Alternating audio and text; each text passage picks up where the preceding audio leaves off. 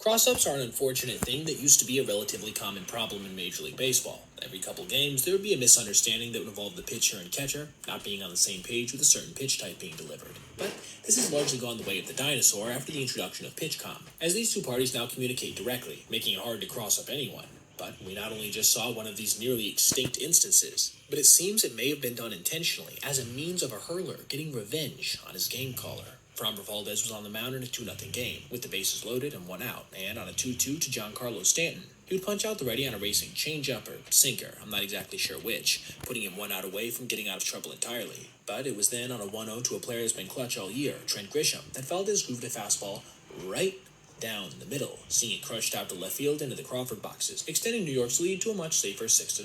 That was Grisham's third grand slam of the year so far, by the way.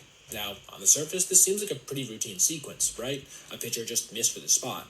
But if you go back to the Houston broadcast, you can see his catcher, Cesar Salazar, telling him to step off before he even delivered the offering. Yet the lefty just went ahead and did so, and paid the ultimate price. This is obviously a stubborn move on his part, but if this is where things ended, nobody would be talking about it.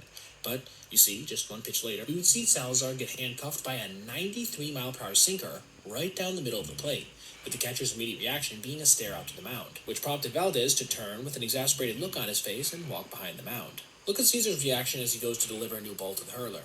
It certainly seems to me like he was peeved. And it's not like Framber was apologetic either, never even approaching his catcher to check if he was okay. And in case you might think this is a little soft of a request, consider what former professional catcher and current quality content maker Eric Sim had to say, being, quote, "If he did this on purpose after the catcher told him to step off, but instead refusing, then giving up a grand slam. F him. Especially when off-speed is called and throwing a sinker. I had a torn ligament on my thumb from one of those. I was out for a year. Especially when you have the kind of movement Framber does, you absolutely cannot be doing things like this in any circumstance. Period. True psycho behavior." And of course, he would claim after the game that it wasn't intentional because, what was he supposed to say? I had an outburst and hit my catcher with a pitch intentionally?